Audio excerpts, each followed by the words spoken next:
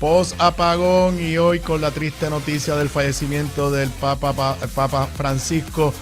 ¿Cuáles son los temas que va a estar discutiendo con ustedes en la tarde de hoy? Pues precisamente el fallecimiento del Papa es la noticia del momento en el mundo entero, pero además entrevista a Verónica Ferrajoli en primera plana del Nuevo Día deja más dudas que respuestas y Tomás Rivera Chat reacciona. En un buenos días durante el fin de semana largo, Tomás Rivera Chat reacciona negativamente a la intervención de Verónica Ferrajoli durante el apagón. Comisión total este miércoles, ¿la confirmarán o la colgarán?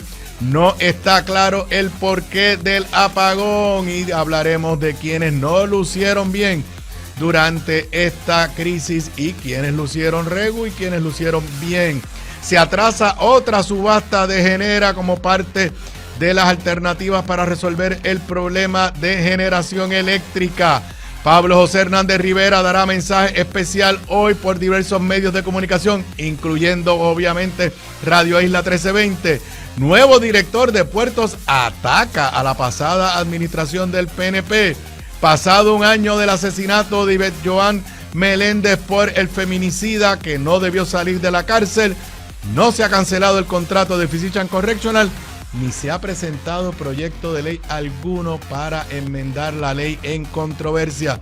Se recrudece el choque de Trump con los tribunales federales, incluyendo el Tribunal Supremo, y, por lo menos hasta hace unos minutos, sigue cayendo la bolsa de valores por las decisiones de Donald Trump. Y si es lunes de Deportes Zona 5 con Federico López. Esos son los temas que voy a estar discutiendo con ustedes en la tarde de hoy, en esta edición de Sobre la Mesa, que comienza ahora. Un líder cuya voz conecta historia y actualidad. Su visión clara y experiencia única dan luz a los temas que moldean nuestra nación. Aníbal Acevedo Vilá está en Radio Isla 1320. Esto es Sobre la Mesa.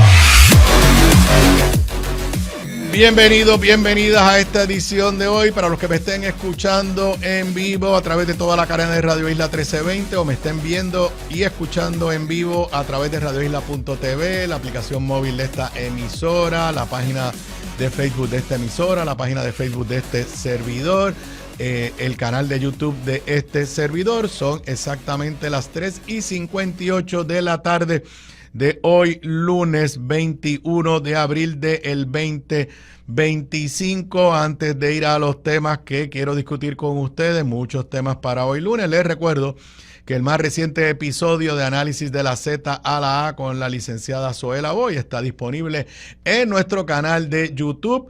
Hablamos, Zoe y yo, de varios temas, algunos que vamos a tener que hablar de eso mañana cuando grabemos el episodio de esta semana. Precisamente un tema que voy a discutir hoy. Ya desde la semana pasada, Zoe y yo analizábamos qué sucedería si llega el momento en que Donald Trump y su gobierno deciden desobedecer órdenes del Tribunal Supremo de los Estados Unidos. Pues parece que ese día se está acercando. Además, hablamos en este episodio de Análisis de la Z a la A de la firma por parte de la gobernadora del mal llamado Proyecto de Libertad Religiosa, y Zoe pues aceptó que confió demasiado, que ella pensaba que la gobernadora no lo iba a firmar. Mañana martes grabamos a las 10:30 de la mañana. Los que ya pertenecen a nuestra comunidad digital en Patreon tienen la oportunidad de ver en vivo a través de Zoom mientras yo estamos grabando el episodio. Inclusive comentaron, enviándonos mensajes de forma digital, que nosotros muchas veces reaccionamos en vivo, y luego también reciben un enlace para poder ver y escuchar el episodio primero que nadie. Esta mañana los que forman parte de nuestra comunidad digital en Patreon recibieron de este servidor temprano en la mañana un resumen de lo que a esa hora eran las noticias más importantes del día. Si te quieres unir a nuestra comunidad digital con un fee mensual de $10, vas a www.patreon.com/análisis de la Z a la A, y ahí te suscribe. La semana próxima estaremos haciendo un Zoom en vivo, bidireccional, con todos los que forman parte de nuestra comunidad, donde pues les contestamos preguntas, hablamos de temas y la pasamos lo más chévere. En el Zoom del último, del mes pasado, se acabó convertido en un wine and cheese. Bueno, vamos rapidito a los temas. Hoy temprano en la mañana, al igual que muchos de ustedes, me desperté con la triste noticia del fallecimiento del Papa Francisco. No puedo decir que lo conocí en el términos de tener una reunión privada con él, pero sí en el 2018 en un viaje que yo hice con mi esposa, que en paz descanse, con Piti, con mi hija Gabriela. También en parte del viaje estuvo mi sobrina Gloriana. Tuvimos la oportunidad, Gabriela, este servidor y Piti, de participar en una misa, no la misa esa de los domingos de miles de personas, una misa más pequeña, al aire libre, allí en el Vaticano, y pues por lo menos poder saludarlo. Los que están viendo en video, estoy compartiendo 3 fotos de ese momento. Para Piti era bien importante poderlo saludar. Definitivamente es una noticia bien triste. Fue un papa de avanzada, un papa que trató, y la Iglesia Católica es una institución muy difícil de mover, pero fue un papa que con su palabra y con sus acciones trató de mover la Iglesia, moverse hacia mayor tolerancia, particularmente, por ejemplo, a la comunidad LGBTQ+, y tuvo unas expresiones sobre esa comunidad, a mi entender, de avanzada, muy importante. Diciendo que quién era él para juzgarlo, un poco lo que es la verdadera enseñanza cristiana. Así, y obviamente también en momentos habló de conflictos políticos internacionales, de los inmigrantes, de lo que está sucediendo con los inmigrantes alrededor del mundo, porque no es solamente en Estados Unidos, del bombardeo a Gaza. Así que fue un papa, aparte de que es el primer papa latinoamericano, argentino, para nosotros que somos hispanoparlantes, escucharlo hablar en perfecto español, pues siempre era una primicia. Los otros papas, algunos hablaban español, pero obviamente lo hablaban con acento porque no era su primer idioma. La gobernadora ha decretado 3 días de duelo, como debía corresponder. Es la noticia de primera plana en todos los periódicos del mundo entero, en sus ediciones digitales, expresiones aquí en Puerto Rico. Espero poder, ya lo tengo más o menos cuadrado, conversar con el Monseñor Roberto González. No pudo estar hoy conmigo, que era la intención de los dos, pero espero, probablemente va a estar en la edición de mañana, un poco reflexionando sobre el papado de Francisco y su significado. Pues ahora empezará prontamente el proceso de elegir su sucesor. Ya hay por ahí candidatos, los que saben de este mundo. Curiosamente se empiezan a cualificar como si fuera una campaña política entre conservadores, moderados y liberales. Algunos yo no les puedo decir que los conozco. Algunos se le identifica como que serían unos sucesores que continuarían con la línea desde el punto de vista social de Francisco. Otros pues dicen que sería un regreso a la línea dura conservadora del Vaticano. Todos vamos a estar pendientes, porque independientemente usted sea católico o no lo sea creyente o no lo sea, la Iglesia Católica es una institución importantísima en el mundo entero, y para nosotros la sociedad puertorriqueña también lo sigue siendo. Que descanse en paz el Papa Francisco I. Bueno, vamos a noticias más mundanas. Hoy sí, antes de la primera noticia, porque antes de coger el periódico ya me había enterado de lo del Papa, pero el periódico El Nuevo Día nos trae una historia de primera plana. Entrevista con Verónica Ferraioli. No vengo a dar excusas, es la cita que utiliza. La designada secretaria de Estado enfrenta una semana clave con su nombramiento en el Senado y asegura que ya pagó las consecuencias de su omisión contributiva. Es una entrevista larga, en la edición impresa es de 3 páginas. Bueno, 3 páginas con una foto entera, así que son 2 páginas de historia. la tratan muy bien desde el punto de vista de fotos y ese tipo de cosas. Pero yo me leí la entrevista con mucho cuidado y lo tengo que decir. Me surgen más dudas luego de la entrevista que antes de leerla, e inclusive, a mi entender, surgen contradicciones con lo que ella misma había dicho. Y obviamente la gran controversia sobre por qué no radicó planillas para el año 2021 y 2022, en otras palabras, que era la planilla que había que radicar en abril del 2022 y abril del 2023. Voy a leer lo que ella dice para luego recordarles lo que ella había dicho y también un análisis de si hace sentido esta nueva versión, porque sí, ahora tenemos una nueva versión de por qué no presentó las planillas. Y vamos a hacer un poco de cronología. No sabíamos nada de esto de las planillas. No hubo como dicen en buen puertorriqueño de Washington, un full disclosure, por ejemplo, en el proceso de que la gobernadora la vaya a nombrar o algo así. Lo de las planillas nos enteramos cuando tardíamente ella entrega los documentos que exige la Cámara y el Senado, se los enseñan en la Cámara a los legisladores de minoría en la oficina de Johnny Méndez, lo pueden ver por apenas una hora, y de ahí surge pues que ella no había presentado las planillas del 2021 y 2022, la de Puerto Rico, que había presentado la de Washington. De ahí también surge que las presentó tardíamente en el 2024, después de las elecciones, y que había pagado penalidades y recargos porque sí tenía que haber pagado en Puerto Rico en el 2021 y 2022. Cuando en la Cámara, eso fue hace 3 semanas, le preguntaron, ella le echó la culpa al CPA y hoy le vuelve a echar la culpa al CPA. Pero dijo lo siguiente, no tengo la cita textual, ella dijo que cuando ella llamó a su CPA y le recriminó, ¿por qué no presentaste la planilla? Porque tú tuviste muy pocos ingresos en Puerto Rico en esos años y bajo la ley de Puerto Rico, pues no tenías que presentar planilla. Eso fue lo que dijo a la Cámara. Ahora vamos ahora en esta entrevista de Leisa Caro González. Ok.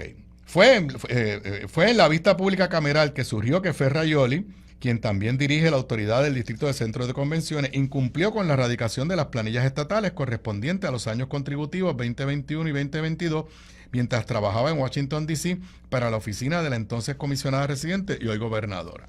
Según la nominada, fue el pasado 9 de noviembre, 5 días después de las elecciones, por razones que alegó no recordar, que le escribió a su contable, que no identificó, para que le enviara copia de la planilla personal correspondiente al 2022. Tras no recibir respuesta inmediata, ingresó al Sistema Unificado de Rentas Internas para pedir el documento y entonces supo del incumplimiento. La designada también presentó a este medio copia del correo electrónico que envió a su contable cuestionándole el asunto, igualmente fechado el 9 de noviembre, así como de las facturas que, dijo, pagó por la radicación de ambas planillas, tanto a nivel estatal como federal. Uno de los recibos tiene fecha de 2 de mayo del 2022 y otro del 30 de octubre del 2023, correspondiente a las planillas del 2021 y 2022. Me llegaba la factura y yo la pagaba y seguía para adelante. Las planillas las presentó finalmente el mismo 9 de noviembre. Pregunta que le hace Leisa Caro González. Para esa fecha, ¿ya sabía que Jennifer González estaba interesada en que usted fuera secretaria de Estado? No, para nada. Esto fue noviembre 9, poquito después de las elecciones, y yo necesitaba esa planilla. Yo no me recuerdo para qué yo estaba buscando esa planilla. Gracias a Dios que estaba buscándola, porque en mi vida regular normalmente siempre he trabajado en el ámbito privado, o sea, que estas cosas de necesitar una certificación de Hacienda, eso es para cuando uno trabaja en el gobierno. En el gobierno federal no me pidieron nada de eso. ¿Por qué yo pedí esa planilla? No recuerdo. Ok. Verónica Ferrajoli nos está diciendo que 5 días después que su amiga y con quien ella lleva laborando años, que su esposo era el director de campaña, Jennifer González. 5 días después de que Jennifer González ganó las elecciones, Verónica Ferrajoli, por alguna razón, necesitaba copia de sus planillas, hizo gestiones con su CPA, hizo gestiones con el SURI, el sistema de Hacienda, pero entonces no se recuerda por qué estaba pidiendo la planilla.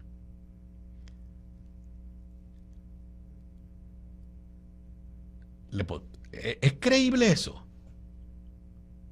O sea, ella misma dice, no, uno nunca pide las planillas porque yo he trabajado siempre en el sector privado y no pide las planillas. ¿Y por qué la estabas pidiendo en esta ocasión?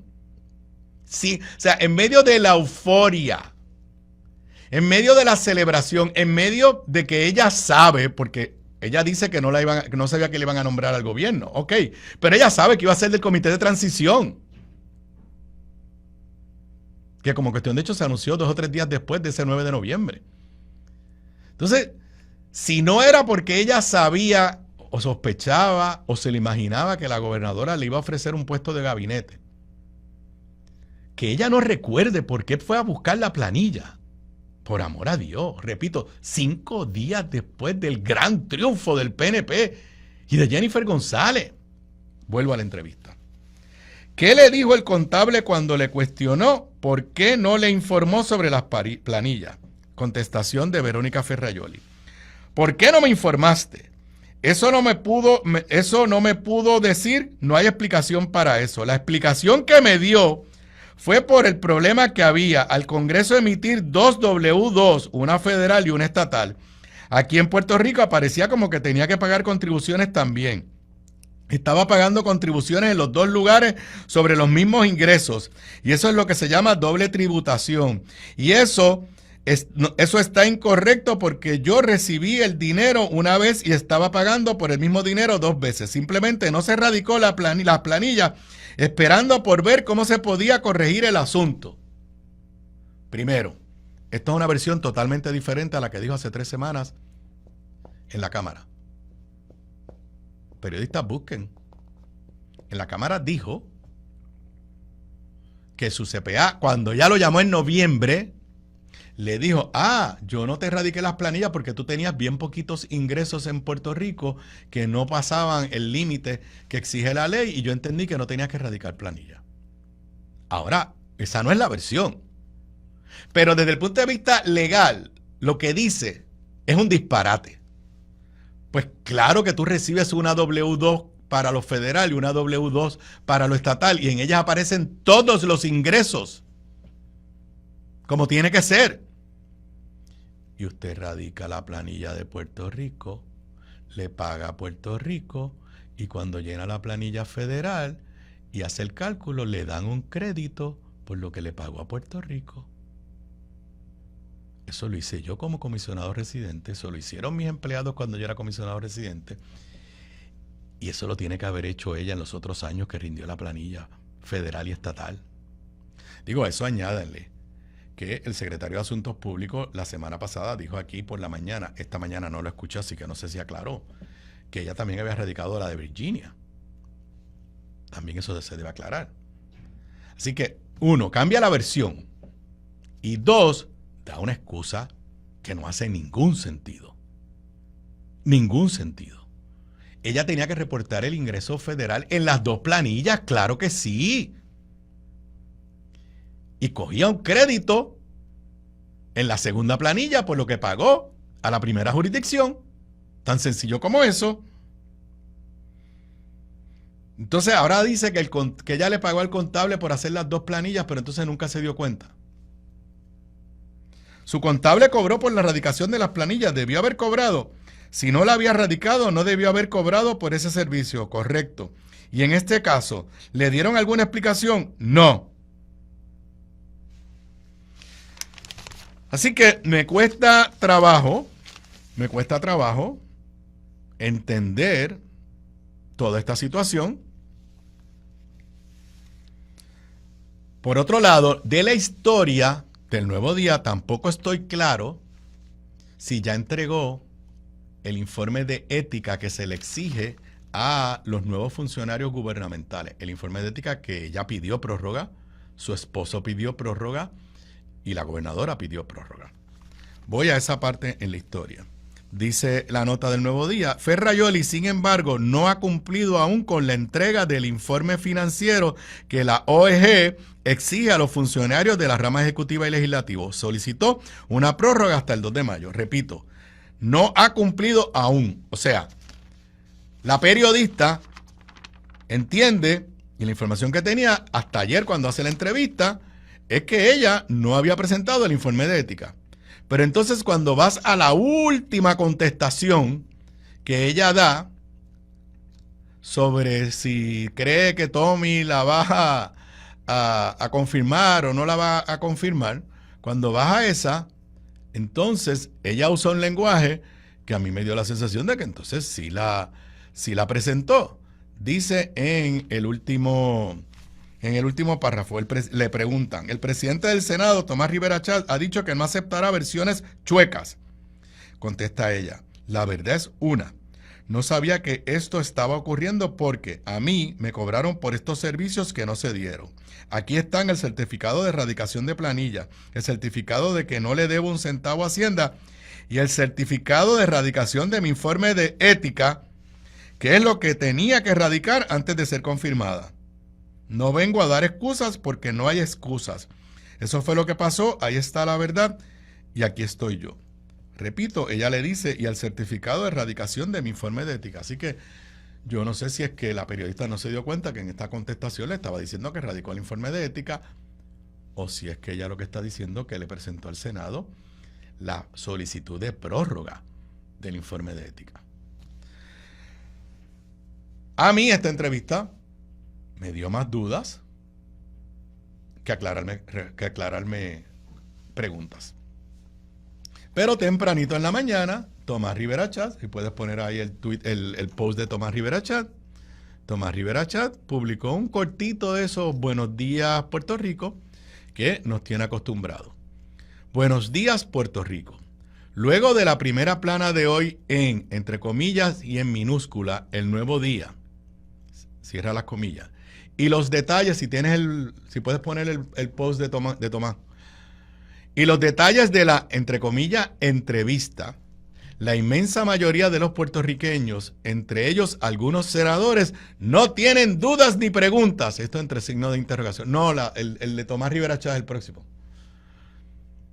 Todo quedó claro y absolutamente transparente. Enhorabuena.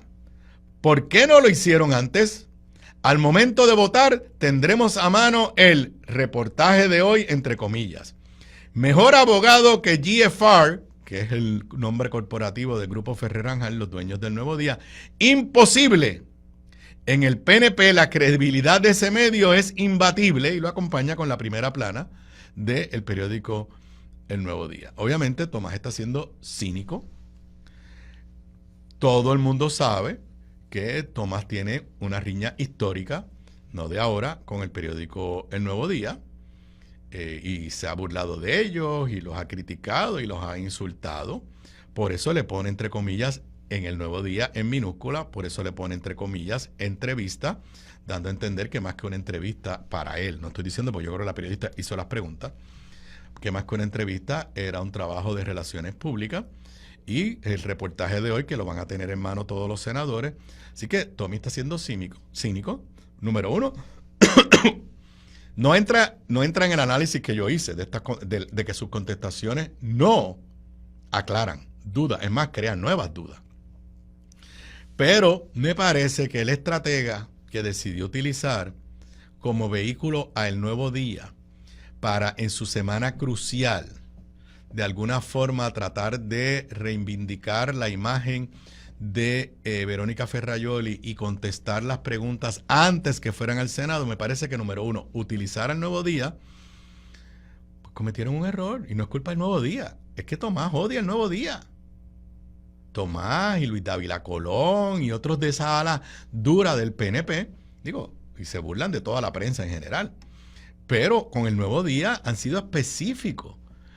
Y pues si a eso le añade que creo que Tommy tiene razón en el ser un poco cínico. Yo no soy cínico en este tipo de cosas tan serias, pero que uno lee la entrevista y si uno ha seguido el tracto, pues se da cuenta que no contestó las preguntas, que no aclaró todas las dudas que se tienen sobre este episodio de las planillas.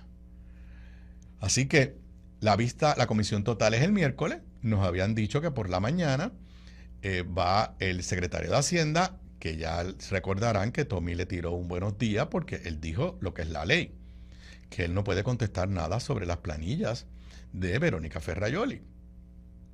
Y yo dije aquí y repito, si Tommy quiere que el secretario de Hacienda conteste todo sobre las planillas, a quien tiene que pedirle esa autorización no es al secretario de Hacienda, porque el secretario de Hacienda no puede, no hay nada en la ley que diga, si tú eres secretario de Hacienda, perdón, si se trata de la planilla de una figura pública, la puedes enseñar, puedes hablar de ella, no. Ahora, si Tommy le manda una carta a Verónica Ferrajoli y le pide, dice que se ponga por escrito autorizando al secretario de Hacienda a compartir con el Senado el contenido, el tracto, el historial, lo que sea, sobre las planillas, y ella dice que sí, ahí el secretario no se puede oponer porque el privilegio, el derecho lo tiene el contribuyente. Si yo dijera mañana, pongan en el periódico mis planillas, pues se acabó el evento. El secretario, si se la pide cualquier periódico, pues lo puede poner.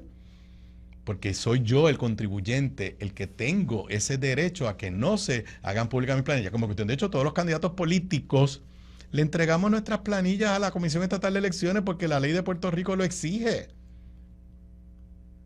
Así que si Tommy quiere hacerle pregunta al secretario de Hacienda y que él no le conteste por ley no puedo, que le pida a Verónica Ferrajoli que se ponga en récord. Eso es el número. Va la inspectora general, que no estoy claro por qué va la inspectora general, le he dado pensamiento.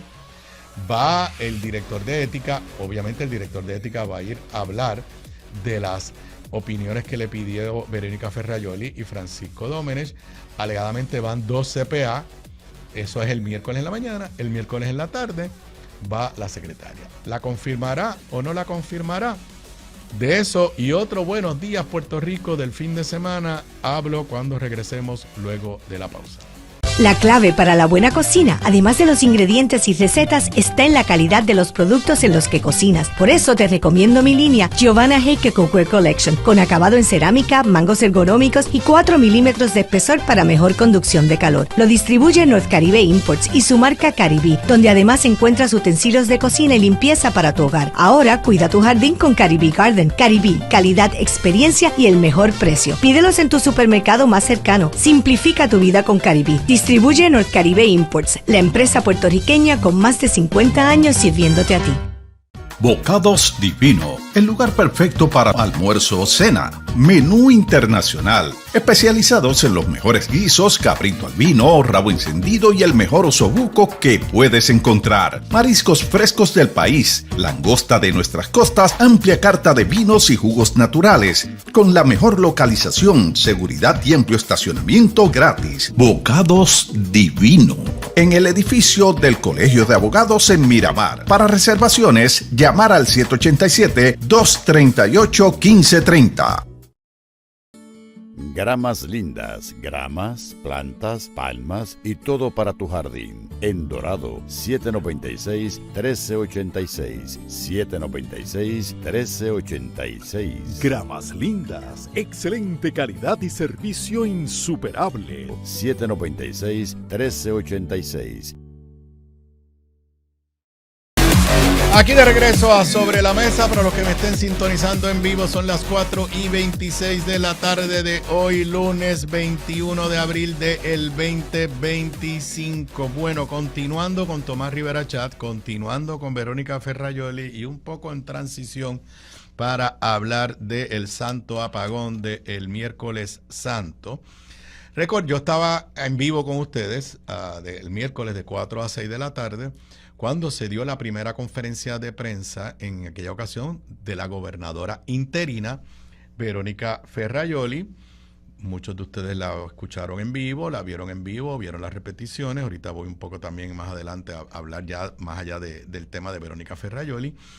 cuando terminó la conferencia de prensa, que yo la estaba aquí en la estación viéndola y escuchándola en vivo, yo recuerdo que yo hice una expresión que les tengo que admitir que la hice con mucho cuidado, porque no quería ser injusto y no quería pecar de que quizás mi percepción no era una percepción generalizada, y pues a lo mejor la gobernadora interina lo había hecho bien. Pero recuerdo decir, las palabras fueron con mucho respeto a la gobernadora interina.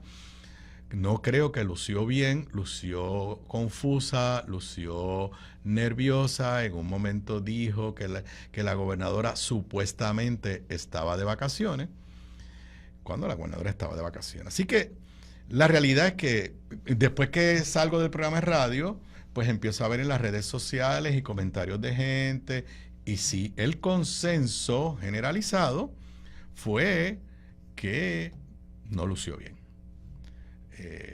Primero, su lenguaje corporal, body language, le dicen allá en el norte. Su lenguaje corporal no proyectaba control, ni conocimiento, ni seguridad. Segundo, el lenguaje verbal.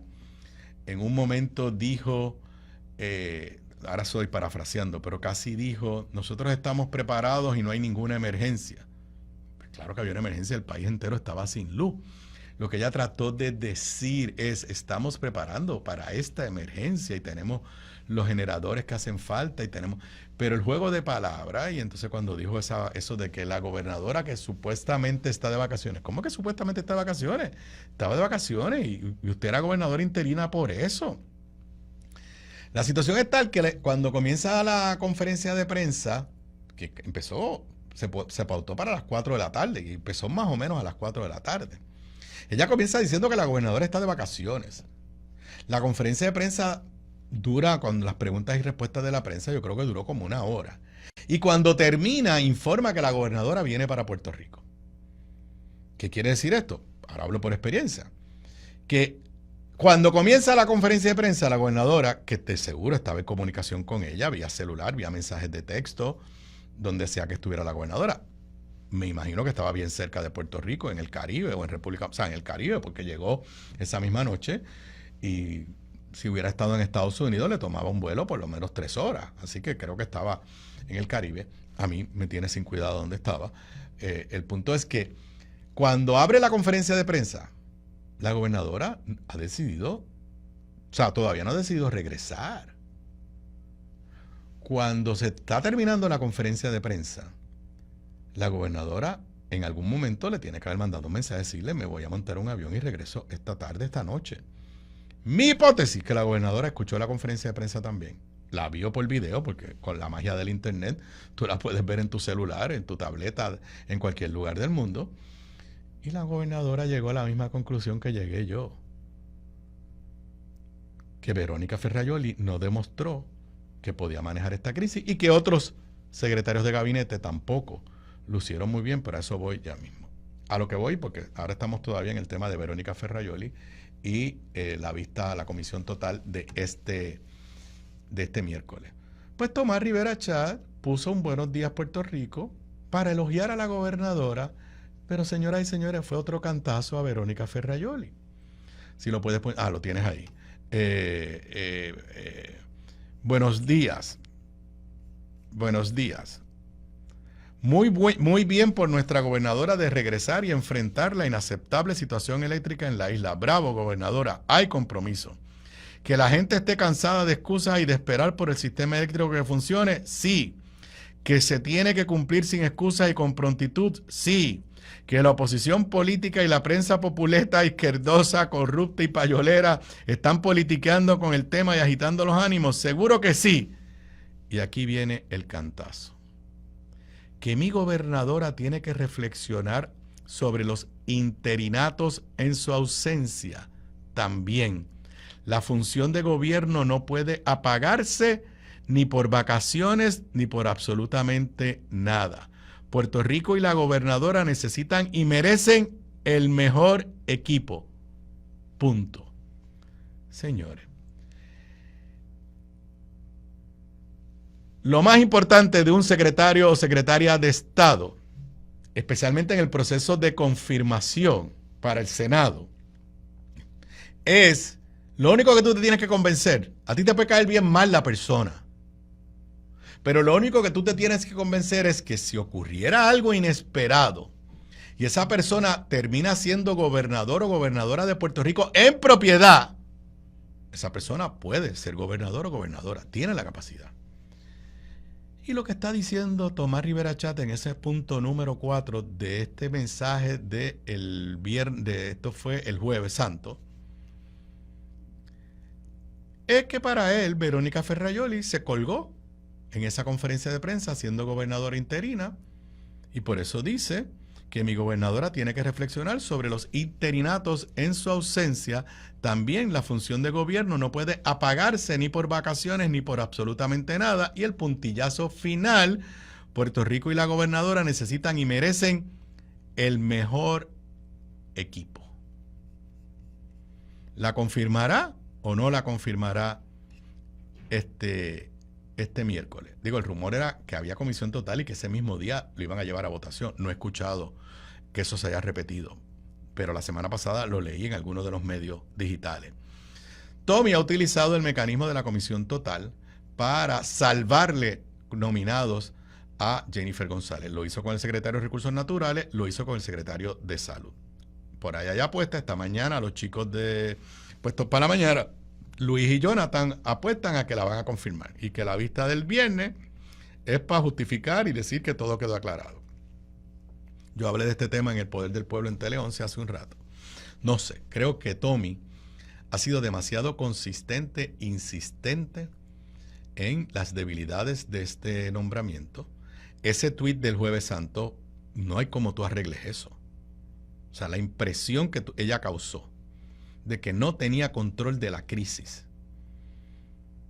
eso no se arregla con una vista el próximo miércoles. Creo que si Tommy acaba confirmándola, digo, salvo que ella tenga un desempeño extraordinario el miércoles, que todo el mundo, que es más, que los senadores populares, que los partidos de oposición digan, wow, porque normalmente se es diferente con el secretario y secretaria de Estado. Es el puesto de más confianza de un gobernador. O sea, salvo que sea un desempeño extraordinario, que con esta entrevista que hablamos ahorita no creo que lo va a tener, porque ahora sí que tiene contradicciones a todo lo que da. Si Tommy la confirma y la validación de la opinión pública es que hizo lo mismo que con el secretario de Recursos Naturales y con el de Salud, que sacó pecho como si fuera tiburón y acabó siendo una tilapia, pues entonces el que se va a quedar sin credibilidad es Tomás Rivera Chat. Para mí, muy difícil para Tommy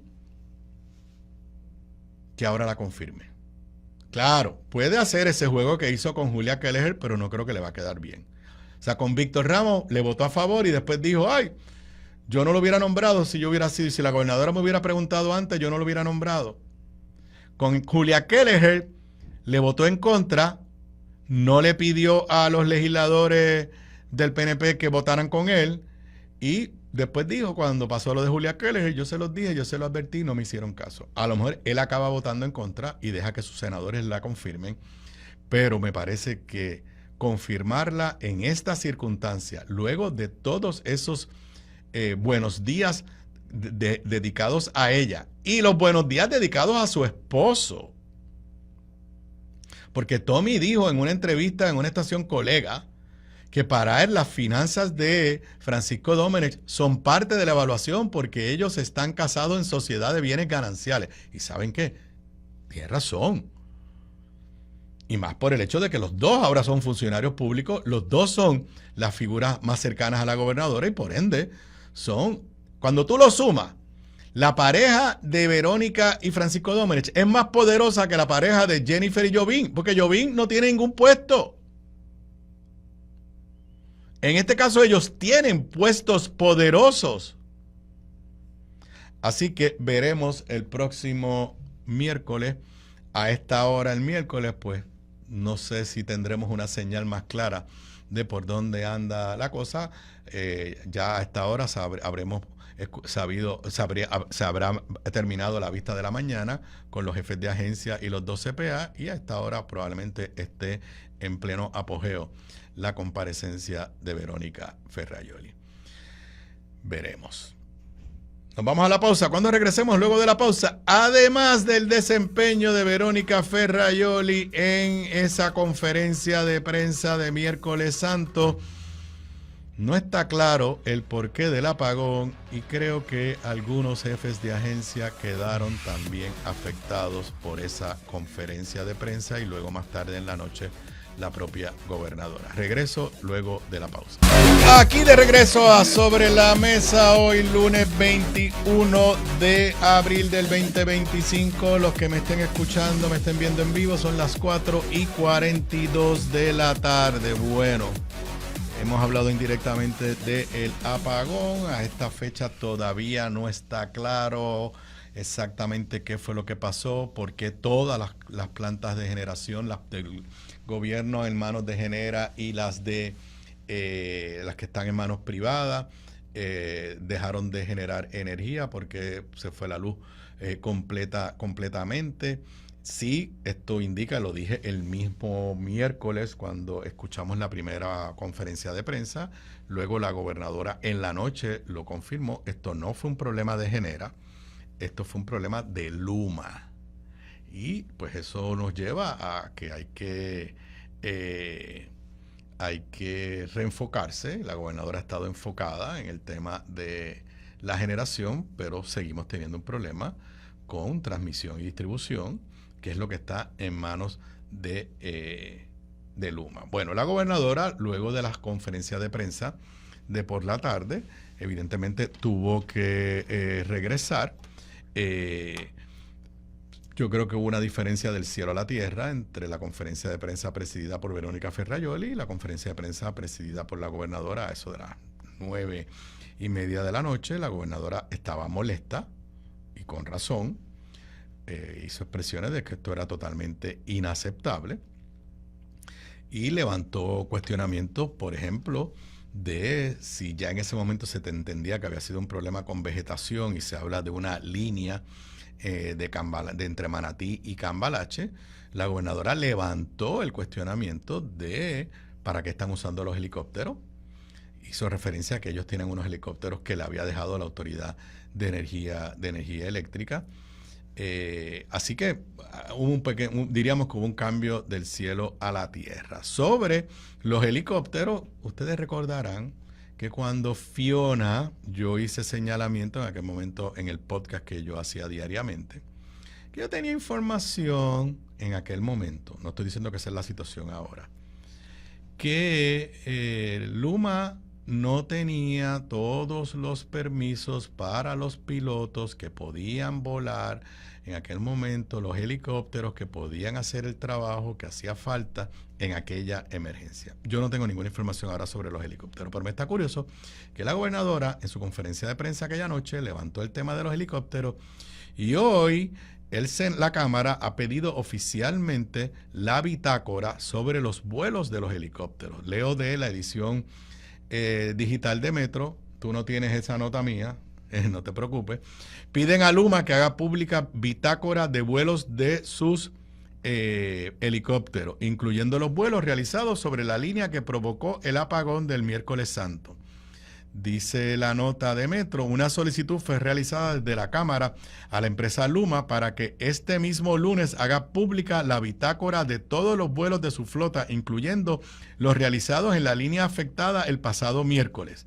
La petición fue realizada por el presidente de la Comisión de Gobierno, Víctor Párez, quien solicitó la bitácora de todos los vuelos de la flota de helicópteros, incluyendo a los realizados sobre la línea 230 de 230 kilovatios, número 50-100, la cual discurre desde el centro de transmisión de Manatí hasta la central de Cambalache en Arecibo. Cita textual a el representante Párez. Todo Puerto Rico quedó sin energía el pasado miércoles.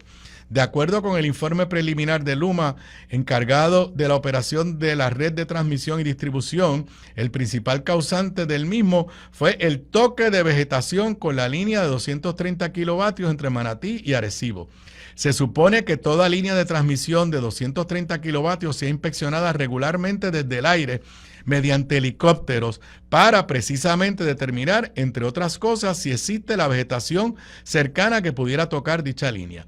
Luma alega que la vegetación tocó la línea 230, pues es lógico que no se hizo las inspecciones aéreas correspondientes, pues la vegetación no crece. La vegetación no crece en horas, tarda semanas y meses. Las inspecciones se hacen también para detectar si la vegetación puede tocar la línea con vientos. Ante esto y la realidad de que el informe preliminar consiste de 3 páginas, una de ellas con el logo de Luma, con otro con un mapa de líneas eléctricas y el otro con una muy ambigua descripción del evento sin responsabilidad alguna. Queremos que Luma publique hoy mismo en su página de internet y redes sociales la bitácora de los vuelos de los aviones por los pasados 30 días. Y a mí me recordó, no estoy diciendo que yo tenga información, pero en aquel momento el gobierno de Pedro Pierluisi, contrario a ahora inclusive los legisladores, no hicieron su exigencia. Mis fuentes me decían que Luma no tenía los helicópteros que alegaba que tenía y que debía tener para aquella situación de Fiona. Y ahora pues me está muy curioso que la gobernadora levantó el tema de los helicópteros y en la Cámara de Representantes y Víctor Párez se une a ese reclamo. Sobre quiénes son ganadores y perdedores en esta crisis desde el punto de vista de gobierno, obviamente ya hablamos. Verónica Ferrajoli quedó muy mal parada. El otro que ha quedado mal parado y ha sido objeto de memes, si no hubiera sido esto en Semana Santa, que la gente se estaba desconectando, olvídese que esto hubiera sido peor, en un sentido. Pero el secretario Víctor Ramos primero dijo que la comida no se dañaba, que si se dañaba la comida, la botara, pero lo dijo con una falta de sensibilidad. Y entonces dijo un disparate médico. Que los peces, si se dañaban porque no estaban refrigerados, daban ciguatera. Señores, yo sé de la ciguatera porque tengo una amistad muy cercana que hace unos años se envenenó con un pescado y se la vio bien fea. Bien fea. Yo había escuchado el nombre ciguatera, no conocía a nadie. La ciguatera no da porque un pescado se pudrió. Como cuestión de hecho, la ciguatera puede darte en un pescado que esté fresquecísimo. La ciguatera es algo que se come el pescado y que tiene que ver con el tamaño del pescado, la profundidad, la época por los calores de las aguas. Así que el secretario de Salud dijo un disparate.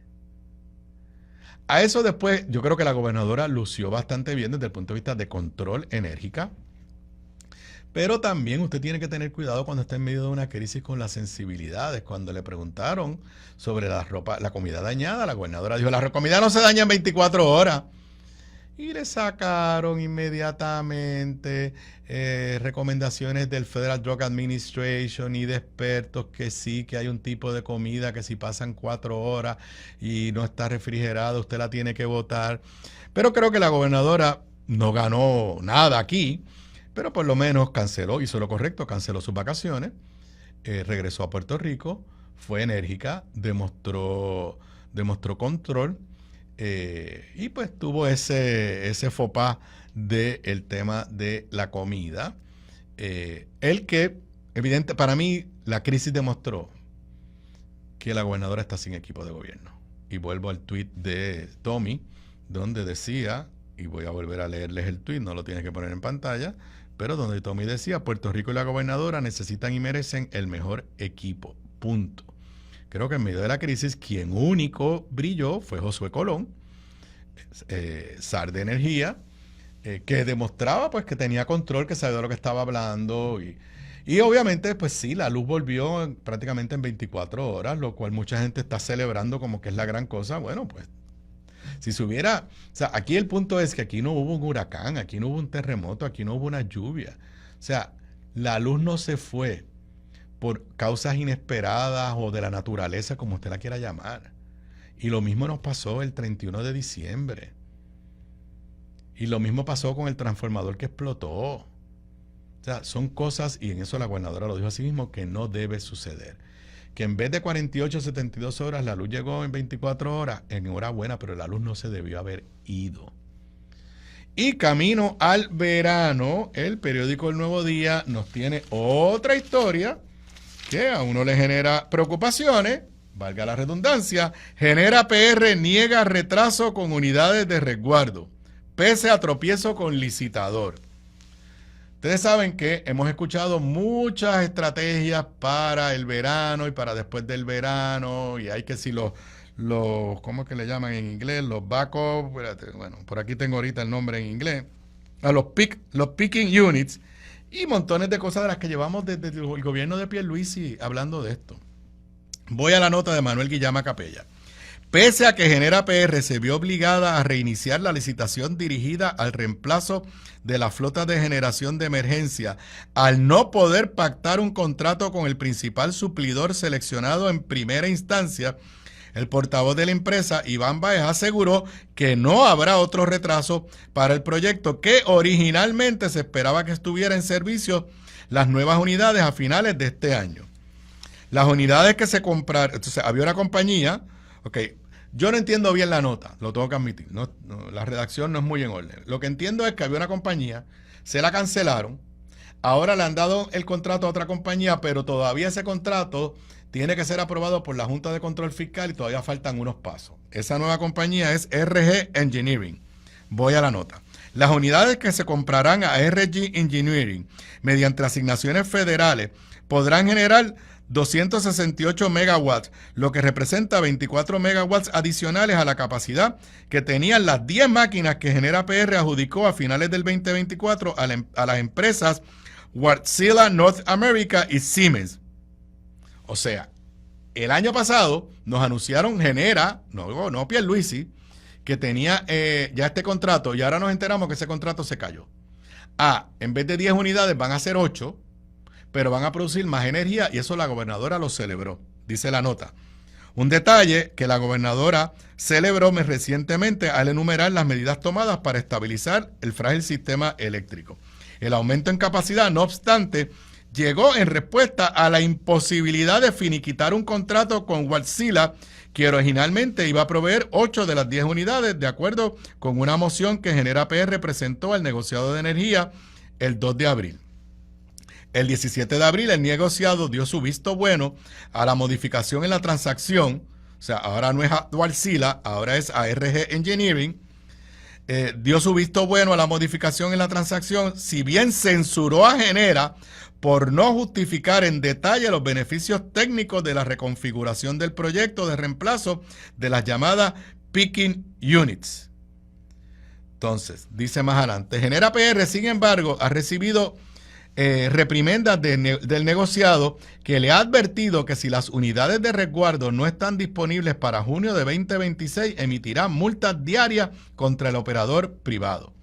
El negociado, como parte de sus procedimientos administrativos, ha responsabilizado a Genera de la dilación en la ejecución de los proyectos de reemplazo de pickers tras modificar el proyecto que la Autoridad de Energía Eléctrica había dejado encaminado en 2023, que proveía la culminación para el 2025. Me refrescó la memoria, la autoridad en manos del gobierno tenía un plan y Genera PR lo cambió. Y ahora el plan de Genera PR pisa y no arranca. El estimado de costos del proyecto, a su vez, se disparó de los 613 millones de dólares que en inicio había calculado la autoridad hasta los 911 millones que, según Báez, siguen siendo la proyección tras el acuerdo con RG Engineering. Y antes de irme a la pausa, finalmente hoy nos los había anticipado en este programa el martes pasado, Ramón Luis Rivera, el vocero, nos indica que hoy se llevaría a cabo a la 1 de la tarde la reunión que desde enero se reunían con el Comité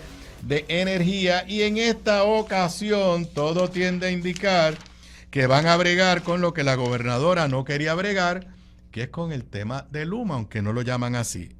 Nota de Andrea Cruz en El Vocero: el Comité de Transformación Energética se reunirá hoy a la 1 p.m. para iniciar conversaciones sobre el sistema de transmisión y distribución de energía en la isla. La gobernadora había dicho que lo más que le interesaba era el tema de generación.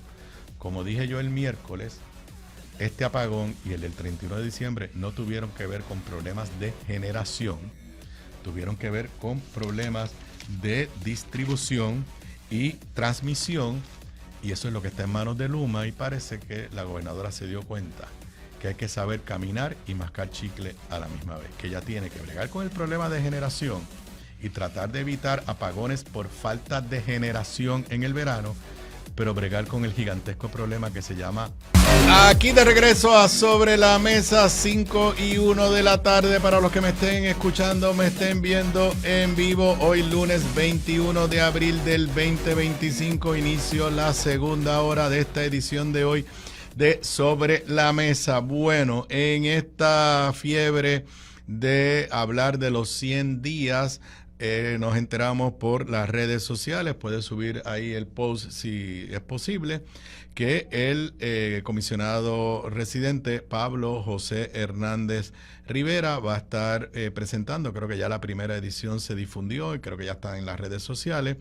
Leo de un post de Pablo José: Puerto Rico esta tarde sintoniza a la televisión, radio y conéctate a mis redes para ver mi mensaje al pueblo sobre lo que he hecho en mis primeros 100 días en Washington y lo que viene en camino. Y a las 4:45 se transmitía por Guapa Televisión, y a las 5:28, en otras palabras, dentro de 26 minutos, se transmite por aquí, por Radio Isla 1320, por estaciones de Radio Colega, y también se transmite a esa misma hora por Telemundo y por Tele 11. Así que Pablo José Hernández Rivera se une a esto que nunca lo había visto con tanta intensidad, lo he comentado, de los primeros 100 días. Nunca recuerdo que le contaran los primeros 100 días a un comisionado residente, y fui comisionado residente, y pues ya sabemos de todo lo que se discutió sobre los primeros 100 días de la gobernadora. Así que aquí dentro de un rato, a las 5:28, será la transmisión de ese mensaje, al igual que por otras emisoras, pero aquí por Radio Isla 1320. Bueno, en ocasiones ya vamos más de 100 días de este gobierno, y es un gobierno que sustituyó a otro gobierno del PNP, y es verdad que hubo una primaria dura.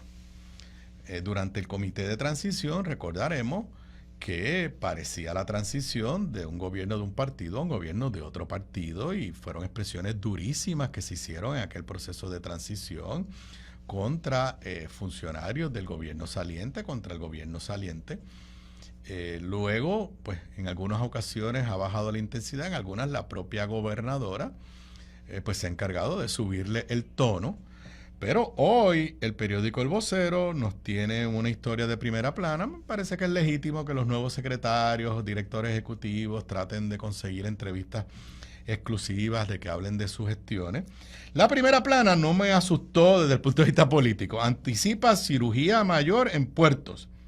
Director ejecutivo Norberto Negrón aspira a romper con dependencia de los muelles de San Juan para recibo de carga y combustible, y también revela planes para aeropuertos de Aguadilla, Ponce y Mayagüez. Ahí me pareció que la primera plana estaba chévere. Pero cuando pasas a la historia, y si puedes poner el próximo clip, cuando pasas a la noticia adentro, una cita textual: encontramos un revolú en el aspecto administrativo. Yo dije, anda. El director de puertos anticipa, o después repite la cirugía mayor. Una nota de Pedro Menéndez Sanabria. Tras asegurar que encontró una agencia en caos, el director ejecutivo de la Autoridad de Puertos, Norberto Negrón Díaz, implementó una serie de iniciativas con el fin de poner al día los muelles y aeropuertos y mejorar los ingresos propios de la dependencia. Cita textual: me encontré con una autoridad en desorden. La realidad que se presentaba en las redes sociales y en los informes de transición desafortunadamente no fue la correcta. Encontramos un revolú en el aspecto administrativo relacionado al área de aviación. Termina la cita, debido a que muchos de los concesionarios no tenían contratos vigentes. Le dio duro a la pasada administración. No solamente le dio duro, le dijo que mentían en las redes sociales y que mintieron en el informe de transición. Entonces, pues detalla que tuvo que mandar a hacer unas nuevas evaluaciones para los concesionarios, para que entonces cobrarle lo que de verdad se les tenía que cobrar. Sobre los muelles, y aquí me llamó la atención, recordarán que también durante la pasada administración se privatizaron los muelles de turismo de San Juan, de crucero, transacción que fue muy criticada, inclusive por gente dentro del propio PNP. No escuché nunca a Jennifer González expresarse sobre esa transacción. Si lo hizo, no lo recuerdo. Pero sí recuerdo al representante José Aponte y otros, más que nada José Aponte, presentar muchas preocupaciones de esa transacción. Bueno, pues ahora el nuevo director de puerto un poco comienza a criticar a la privatizadora, pero también critica al anterior administrador de puertos. Cita textual: los muelles de crucero en la capital están concesionados a San Juan Cruise Port. Cuando llegué aquí a la autoridad me percato de que la compañía no estaba siendo transparente y tal vez no había comunicación precisa. A consecuencia de unas cancelaciones que se hicieron a finales de enero, empecé a evaluar y me percaté de que la autoridad de puertos no estaba monitoreando debidamente el cumplimiento con los aspectos contractuales que están establecidos. O sea, primero dice que la saliente administración no era transparente y luego, que la compañía privatizadora no era transparente y que la saliente administración no los supervisaba. Vuelvo a otra cita. Lo que acordamos es que San Juan Cruise Port va a estar llevando a cabo un assessment que le solicitó el Coast Guard para poder tener la autorización de poder recibir cruceros de más de 910 pies. Ellos se comprometieron en comunicaciones escritas a que el assessment y todos los trabajos relacionados a eso van a estar listos para mayo 12, con la expectativa de que el Coast Guard va a evaluar de manera expedita y podamos recibir ese visto bueno. Y por ahí sigue hablando. Habla de problemas en el área de carga. En otra nota habla del aeropuerto de Aguadilla en cuanto a Ponce, que sabemos que hay un reclamo del municipio que se le transfiera. Entre tanto, Negrón Díaz vaticinó que en los próximos meses se colocará la primera piedra del proyecto de expansión del terminal del Aeropuerto Internacional Mercedita de Ponce, el cual no está en planes de privatización por el momento. La encomienda que me ha dado la gobernadora es poner los aeropuertos internacionales y regionales en el mejor estado posible. Estamos a principios de cuatrenio y el tema de privatizar no está muy maduro. Estamos evaluando y analizando, pero estamos trabajando alineados a que no se va a privatizar. No lo estoy descartando, pero actualmente ese no es mi plan. Me está curioso que no dijo nada sobre el deseo que ha expresado el municipio de Ponce y sectores privados en el área sur de alguna forma transferir la titularidad o la administración de ese aeropuerto a la ciudad o a un consorcio con el sector privado. Bueno, la semana pasada, en reacción a la demanda que presentaron los familiares de Ivette Joan Meléndez Vega, pues se revivió el caso del feminicidio que cometió este bárbaro, Hermes Ávila, que le costó la vida a esta mujer. Se cumplió exactamente un año de la muerte ayer. Yo recuerdo la semana pasada decir, yo creo que estamos cerca del año. Pues recuerdo que esto sucedió y tristemente se convirtió en un issue de campaña en la primaria del PNP. La gobernadora, entonces candidata, lo usó y recuerdo que en un momento había un anuncio bien fuerte donde decía, mientras sueltan a un criminal, me atacan a mí. Y pues en aquella ocasión Jennifer usó esto como uno de sus argumentos en contra de Pedro Pierluisi y dijo que se iba a cancelar el contrato de Physician Correctional, pero también se habló de que la ley bajo la cual este señor había sido puesto en libertad tenía que revisarse. Bueno, pues hay una nota en el periódico El Nuevo Día, página 10, de Adriana Díaz Tirado, bajo el título ¿Qué ha pasado con Physicians Correctional y la Ley 25? Y nos estamos quejando y la percepción es que hay un gobierno que no se mueve. Pues dice la nota, a 365 días del feminicidio de Yvette Joan Meléndez Vega, que se cumplieron ayer, el Departamento de Corrección y Rehabilitación no ha cancelado el contrato de Physicians Correctional, una promesa de la gobernadora Jennifer González, ni la legislatura ha enmendado la Ley 25 de 1992 o aprobado medidas para reforzar la normativa de la agencia que dio paso a la excarcelación de su feminicida Hermes Ávila Vázquez. Le añado yo a la nota de Adriana, ni la gobernadora ha enviado un proyecto de ley para reformar, revisar la Ley 25 o un proyecto separado para legislativamente corregir los vacíos, los errores, las lagunas que permitieron que este feminicida fuera excarcelado de forma ilegal. En la nota del periódico El Nuevo Día hablan con el ex senador Vargas Vidot, que es la persona que más estudió esto desde la legislatura y que antes de este asesinato ya había recomendado que le cancelaran el contrato por otros casos donde él había concluido y su comisión senatorial que Physicians Correctional no estaba cumpliendo con sus responsabilidades. Dice aquí en esta nota, Vargas Vidot recalcó que la Ley 25 debe enmendarse para enfatizar elementos que no permitan otra excarcelación como la de Ávila Vázquez. En el informe final de la investigación del Senado, radicado en diciembre, se recomendó a la nueva legislatura que el estatuto debe delimitar, sin ambajes, lo que se consideren enfermedades en su etapa terminal. Asimismo, recomendó evaluar el plan de reorganización del DCR y establecer que su secretario no puede delegar la responsabilidad de otorgar un pase extendido por condición de salud y enmendar el artículo 263 del Código Penal sobre negligencia en el cumplimiento del deber para incluir cuando un funcionario, por acción u omisión, incumpla negligentemente con las obligaciones de su cargo y como consecuencia ocasione la muerte de una persona. Y les recuerdo, y la nota recuerda lo que habíamos discutido la semana pasada, que hemos descubierto que, y esto lo sacó Oscar Serrano en Noticel, que Physicians Correctional contrató a la firma que era de Francisco Domenech, Politán. Dice la nota de Adriana Díaz Tirado, mientras hace un mes Physicians contrató a la firma de cabildeo Politán, que cofundó el actual secretario de la Gobernación, Francisco Domenech, quien vendió su participación en la empresa junto antes de asumir el puesto. El Nuevo Día inquirió a Domenech sobre cómo evitaría posibles conflictos de interés si, como jefe del gabinete, interviene en discusiones sobre Physicians y su contrato, pero al cierre de esta edición no hubo respuesta.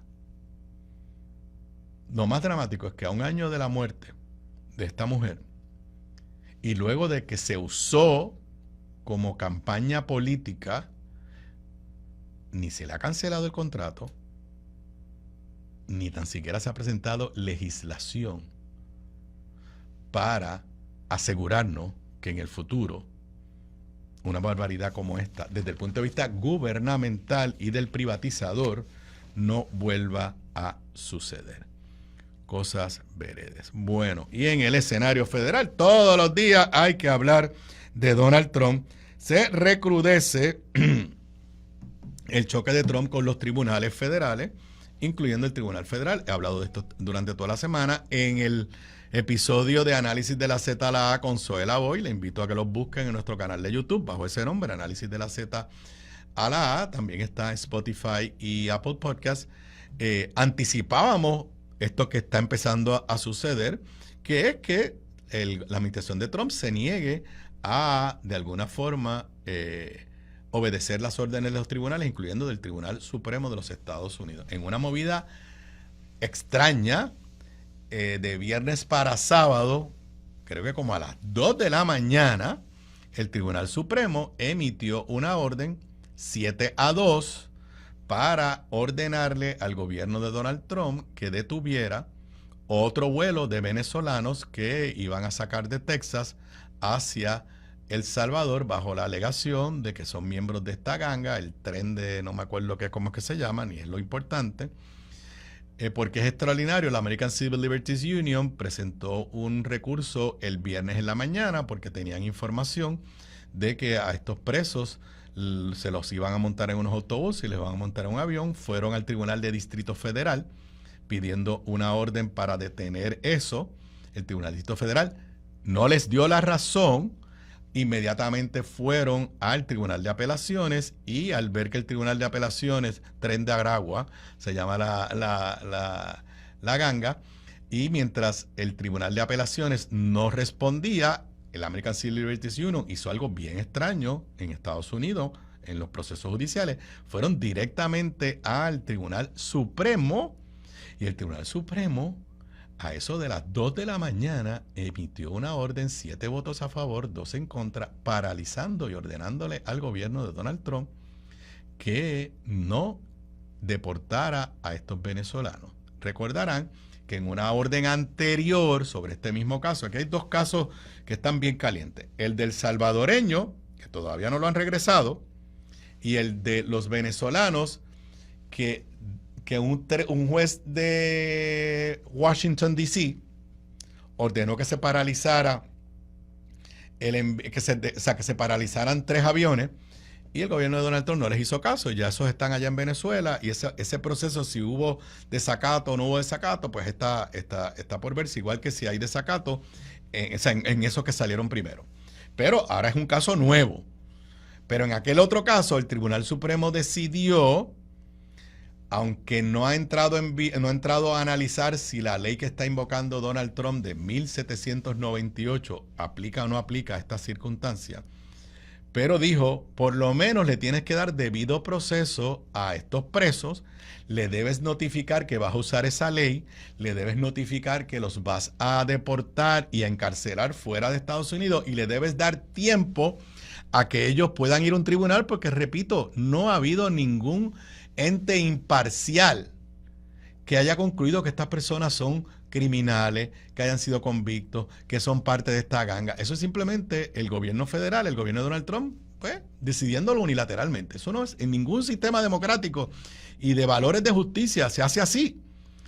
Entonces, la alegación de American Civil Liberties Union es que se están burlando de esa orden del Tribunal Supremo. Hasta el minuto que entré antes, yo hago chequeo antes de la pausa, ya el gobierno de Donald Trump fue a pedirle al Tribunal Supremo que se eche para atrás, eso lo hizo ayer.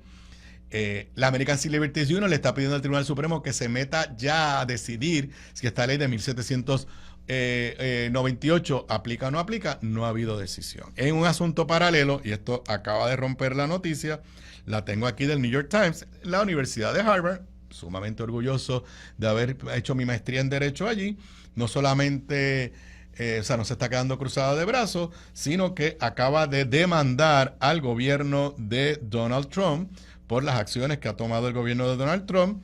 Estoy aquí leyendo la nota, no la había leído, simplemente me llegó el alerta. Básicamente dice que está demandando en el Tribunal Federal ante las amenazas de cortarle billones de dólares que recibe la universidad. Así que la lucha se escalona. Hay una nota en el fin de semana del periódico New York Times de estas cosas que son una locura, de que aparentemente, privadamente, la Casa Blanca le dijo a Harvard que esa carta que firmaron 3 altos oficiales de 3 agencias de gobierno, que se envió en el papel oficial, que se envió desde un correo electrónico oficial, que esa carta de verdad no estaba autorizada para que se enviara, pero la enviaron. Y cuando Harvard respondió diciendo, no le voy a hacer caso a las barbaridades que me estás pidiendo, los están amenazando con cortarle $2 billones. Y finalmente, me tengo que ir ya a la pausa, ¿verdad, Manuel? Me queda 2 minutitos. Bueno, si usted es de los que simpatizaba con Donald Trump, y a usted no le importan los inmigrantes, y a usted no le importa lo que están haciendo con las universidades, si usted es ese tipo de persona, pero Donald Trump sabe bregar con la economía, pues le tengo noticias. Hoy se volvió a caer la bolsa de valores. Aquí estoy mirando los números oficiales, ya cerró. El Standard & Poor's cerró en 2.36%, el Dow Industrial cerró en 2.48% negativo, los dos son negativos, perdón, y Nasdaq cerró con 2.55 negativo, los tres. Te bendiga. Pagado con fondos oficiales autorizados por la Cámara de Representantes. Aquí de regreso a Sobre la Mesa, acaban de escuchar el breve mensaje de Pablo José Hernández Rivera. Lo que él ha hecho es algo que se reconoce en el Congreso. Te separan a los congresistas y al comisionado residente una partida de fondos de tu oficina que te permiten utilizarlo para comunicar lo que tú estás haciendo. Tienes que ser bien cuidadoso en el lenguaje que utilizas. No puedes hablar de cosas típicas de campaña. Tienes que hablar de proyectos de ley, de énfasis, de lo que has hecho en el hemiciclo. En la época mía lo que hacíamos era que mandábamos un brochure, como llaman en buen puertorriqueño, por correo.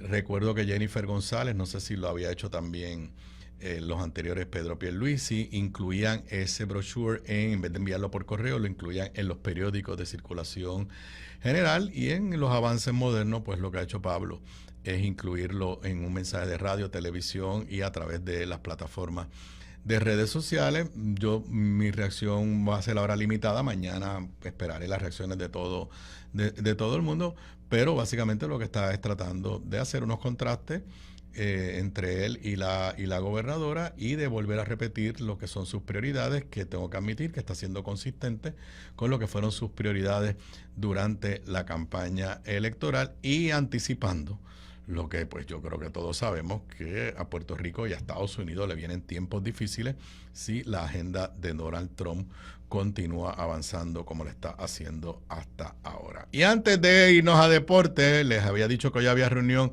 del Comité de Energía de la Gobernadora, que no se reunía desde enero. Mañana, a menos que ocurra algo inesperado, voy a tener, como estoy teniendo todos los martes, a Ramón Luis Nieves, que es miembro de este comité, y nos hablará un poco, pero titular de Noticel, que es lo que ya salió. Tras el apagón, gobernadora crea 2 comités para fiscalizar contratos y evaluar operadores. Simplemente voy a leer para irnos rapidito.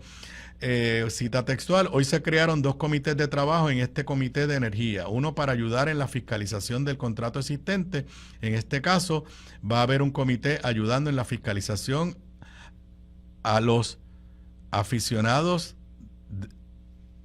no sé, que ahí tiene que haber algo mal escrito, de la energía en la contratación existente, y también un comité para empezar a evaluar candidatos a posibles operadores privados para la sección de transmisión y distribución. Asimismo, reconoció que aunque la creación del nuevo comité para evaluar posibles operadores no sustituye el trabajo formal que debe realizar la Oficina de Alianzas Público-Privadas, el esfuerzo busca adelantar gestiones ante la fragilidad del sistema eléctrico. Mañana lo analizaré en mi edición y lo hablaremos con Ramón Luis, pero creo que esto de seguir creando comités cuando ya tienes la oficina de las APP, creaste el SAR de Energía por orden ejecutiva, ni estos comités ni el SAR de Energía tienen poderes en ley para hacer nada, porque para eso hace falta una ley que diga quién supervisa a Luma y cómo se supervisa a Luma, y eso pues no es lo que se está haciendo. Pero por lo menos, evidentemente la gobernadora, luego del apagón del miércoles, decidió cambiar la estrategia que llevaba en el tema energético. Pero el lunes, no hablamos desde el lunes pasado, el Barça sigue en primer lugar, ganó, pasó un susto, pero ganó. El Real Madrid ganó, así que eso se queda más o menos igual. Para hablar de Deportes Zona 5 con Federico López.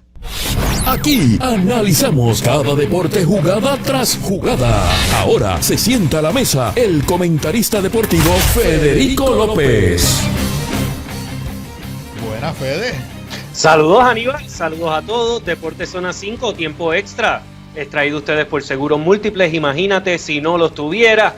No hablamos desde el lunes y pasaron un montón de cosas. Ya comenzaron los playoffs de la NBA, sigue caliente la acción en las mayores, el BSN sigue su rumbo y Barcelona sigue primero en la liga. Eso es un pequeño adelanto de lo que vamos a estar presentando hoy.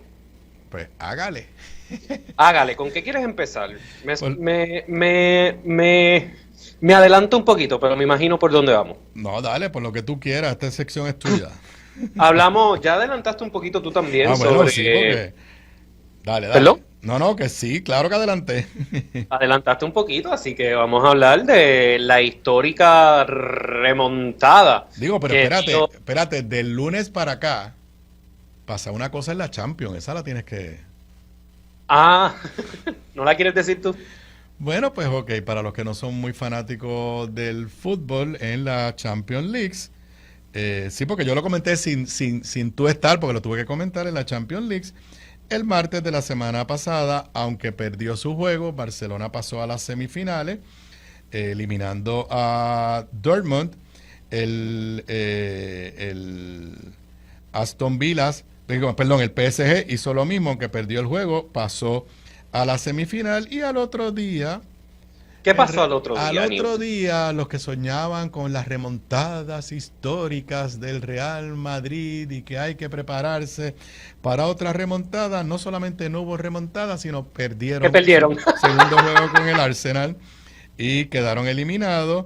El Inter de Milán ganó. Ahora, ya esto será para la semana de arriba. Simplemente va Arsenal contra el PSG en semifinales y Barcelona contra el Inter Milan en semifinales. Pero eso lo hablaremos ya la semana de más arriba, porque esta semana no hay Champions. No, pero hay que celebrarlo, porque se eliminó el Real Madrid. Pues mira, volvemos a la Liga, y es que este fin de semana se jugó la jornada 23 de la Liga, y pues remontada histórica, Aníbal, de un 3-0. Sí, fuerte. Yo no lo vi, pero vi el resumen. O sea, leí los resúmenes. Pues mira, te lo cuento de esta manera. Mis hermanas son del Real Madrid y este fin de semana... Tú tienes también luchas familiares. Claro. Este fin de semana... Bueno, ayer domingo lo que decían es... después de lo que hicieron y el regalo que les dieron, no se pueden quejar más nunca del arbitraje y como supuestamente favorecen al Real Madrid. Así que así lo están vendiendo los fanáticos del Real Madrid, lo que pasó este fin de semana cuando el Barcelona le ganó al Celta 4-3. Por su parte, hay que mencionarlo, el Real Madrid le ganó al Athletic Club 1-0, así que sigue la diferencia de puntos, sigue el Barcelona en la primera posición con diferencia de 4, 73 para el Barcelona, Real Madrid con 69 y el Atlético de Madrid, que se veía caliente, como que de repente está cayendo, está en tercer puesto, pero sigue aumentando la diferencia entre el tercero y el segundo. Atlético de Madrid tiene 63. O sea, 10 puntos con el Barça. Exactamente, 10 puntos con el Barça. Ya rápidamente la jornada 33 comienza mañana martes con el Valencia frente al Español. El Barcelona juega mañana también frente al Mallorca. El Real Madrid juega, vamos a ver dónde lo encuentro, el miércoles contra el Getafe. Así que eso es lo que está pasando. Sí, pero entonces lo que es una locura, la Copa del Rey, la final de la final es el sábado.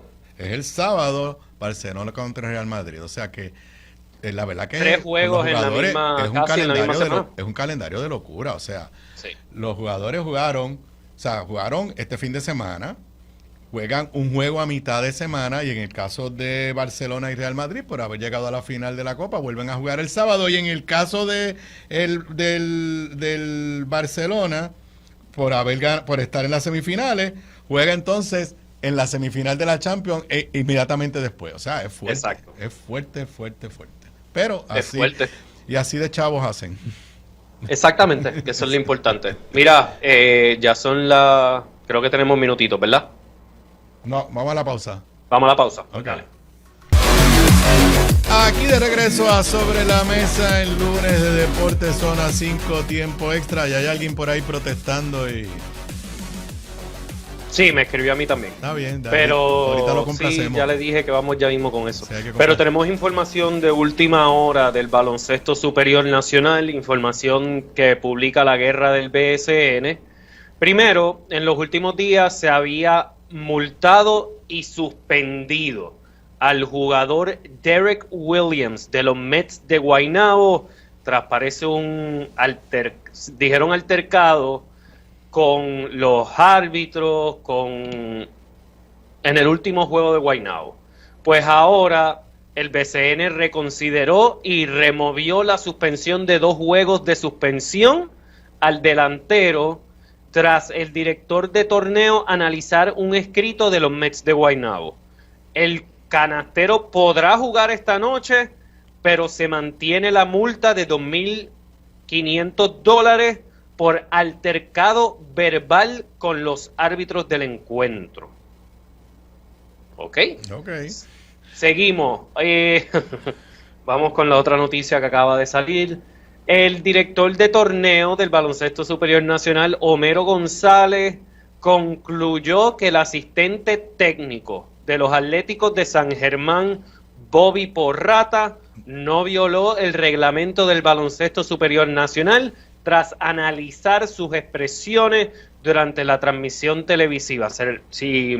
Como deben de recordar, si nos escuchan por aquí, Bobby Porrata había dicho que sentía vergüenza y estaba avergonzado de la manera que estaban jugando los jugadores de San Germán cuando le estaban ganando por 40 en San Germán frente a los Vaqueros de Bayamón. Pues después de eso como que ganaron uno que otro jueguito, ¿verdad? Exactamente. Así que esas son la información de última hora y aprovecho para entonces vamos con el Baloncesto Superior Nacional. Hoy hay 3 partidos en el calendario. Los Mets de Guaynabo visitan a los Indios de Mayagüez, los Piratas de Quebradillas visitan a los Santeros de Aguada y los Criollos visitan a Manatí. Este juego de los Criollos y los Osos se supone que fuera ayer, pero por problemas de Gotera. Vamos a decir electricidad. Fue electricidad, no era electricidad, fue que los aires se afectaron. Exacto. Okay. Por problemas de electricidad no se dio ayer, así que se va a jugar hoy. Con eso, vamos entonces a la tabla de posiciones.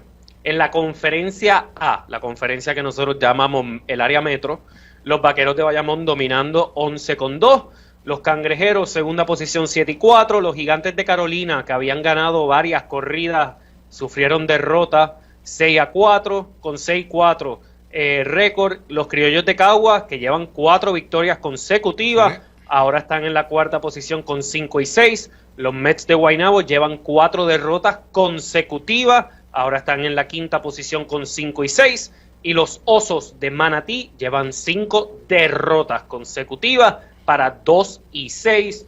Hay buenas noticias de los Osos de Manatí, se supone que ya mismo le lleven 2 jugadores clave. Para la conferencia B, los Capitanes de Arecibo, la primera posición con 8-5, pero me voy a detener aquí porque se informó durante el fin de semana que ya salieron del equipo los refuerzos de Juan Hernández y Pierre Jackson. ¿Por qué? Me puedes preguntar, Aníbal. ¿Por qué? Porque ya se va a dar la llegada de Brandon Knight y de Yael Okafor. Según fuentes de primera hora, Brandon Knight llegaría a Puerto Rico el martes, Okafor llegaría a Puerto Rico el miércoles, lo que estarían disponibles para el próximo partido de los Capitanes de Arecibo. En la segunda posición de la conferencia B, los Indios de Mayagüez con 7-5, los Piratas de Quebradilla del señor Aníbal Acevedo Vilá con 6-5 para la tercera posición, llevan 2 derrotas consecutivas, igual que los Leones de Ponce, que están cuartos con 3-6, Atléticos 3-7 y los Santeros de Aguada, que tienen 1-8. Lo siento por Eladio Pérez, pero hoy no van a tener la segunda victoria. Vamos a ver. Hay varios pronósticos que dicen que debido a lo que está pasando en Quebradilla, que hoy ganan los Santeros. Yo no estoy diciendo eso, estoy hablando de pronósticos que he leído por ahí por las redes. Dime qué está pasando. Hay los problemitas internos. Okay. Un tiempo de juego. Vamos a dejarlo de esa manera. Ok, mira, ¿y se sabe cuándo Stockton llega? No. Vamos a la NBA, porque pues para que esté contento el señor que se está quejando de los temas que estamos tocando hasta el momento. No, pero ahí también yo estoy contento. No, yo sé, pero... Pues, ok. Mira, durante nuestro receso de una semanita donde no nos vimos, no nos hablamos, pues pasaron los pasó el Play-In Tournament y ya comenzó, ya todas las series jugaron su primer partido de cuartos de final, podríamos decir, de conferencia. Primero, los 2 equipos del oeste que clasificaron Los Warriors ganaron su partido de play-in, así que son el equipo número 7 de la conferencia oeste. Los Grizzlies perdieron contra los Warriors, pero ganaron el otro partido, así que son el 8 de la conferencia del oeste. En el este, el equipo 7 fue Orlando, el equipo 8 fue Miami. Ahora vamos. El Thunder le ganó a Memphis su primer partido. Voy a ir en orden para que usted vaya imaginándose lo que son esos brackets. Estamos hablando del oeste ahora mismo.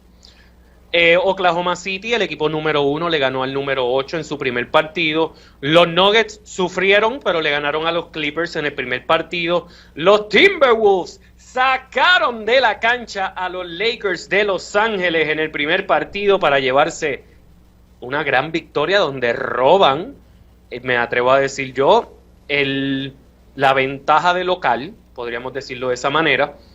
Y los Warriors. Esta serie es de 4-7, ¿cómo? Sí, o sea, todas las series de NBA son 4-7. Ok, eso es lo que me... Ok, y los Warriors, que son el equipo número 7 de la conferencia del oeste, le ganaron al equipo número 2 a los Rockets. Y damas y caballeros, Stephen Curry, los triples que metió, increíble. Uno de los anunciadores de los Rockets, de las transmisiones directas de los Rockets, dijo, ay, esto me está dando PTSD de cuando los eliminaron en el juego 7. Okay. Sí.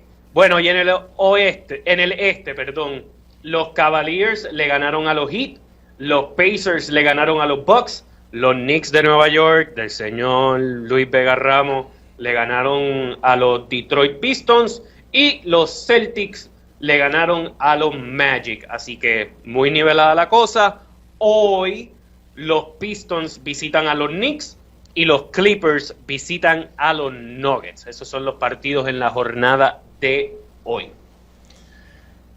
¿Alguna duda, alguna pregunta o nos vamos a la MLB? No, vamos a MLB, que está también rápidamente, nos vamos a la MLB. Los Yankees en la primera posición del este de la americana, Toronto que lleva 2 derrotas consecutivas está segundo, Boston está tercero, pero lo que hay de diferencia entre el primero y el segundo, y en esas posiciones, lo que hay de diferencia son 2 juegos. Y Boston ya ganó hoy. Exacto. Rápidamente, mirando los standings, los Tigers están ganando la central de la americana, los Rangers el oeste de la americana. El este de la nacional lo están ganando los Mets de Nueva York, que llevan 4 victorias consecutivas. Ya vimos que se prendió el bate de Juan Soto. ¿Y viste el jonrón de Lindor? Lo vi en las redes y la gente... Por eso, pero sí. ¿Viste dónde cayó? No me fijé. En el tercer piso. Increíble lo que hizo Lindor. Los Cubs están ganando hasta el momento la central de la nacional y los Padres siguen ganando el oeste de la nacional. Los campeones defensores Dodgers de Los Ángeles están en la segunda posición de esa división. Bueno, pues gracias a que aquí yo tuve que llegar aquí a una negociación y nos dieron pudimos extendernos unos minutitos, ¿verdad? Y como Manuel es fanático del Barça, es anti-Lakers. Estaba contento. No, tú eres de los Lakers. Ah, él es de los Lakers, ahí estamos encontrados. Bueno, y nosotros celebrando aquí casi nos roban los minutos. Pero él es anti-yankee, él es anti-yankee, fanático del Barça, anti-Madrid, pero no estaba claro en lo de los Lakers. Anda con una gorra de los Lakers, con eso te lo digo todo. Ay, y tú no te diste cuenta y no me dijiste nada. No, la tenía puesta, ahora me la enseñó. Bueno. Pues mira, yo creo honestamente que hay más anti-yankees que fanáticos yankees, pero eso soy yo. Hasta aquí, Deportes Zona 5 tiempo extra, mucha información. Seguimos con la información el viernes, Aníbal. Buena semana para ti. Gracias igual y cuídense mucho. Hasta luego. Y yo con eso me despido por hoy. Ustedes y yo nos volvemos a ver mañana martes a las 3:55 de la tarde. Si me estás viendo, me estás escuchando en cualquiera de las plataformas de redes sociales, te invito a que compartas esta edición. Y con la magia del internet, pues se multiplica la cantidad de personas que nos puede ver, que nos puede escuchar. Buenas tardes, buenas noches para todos.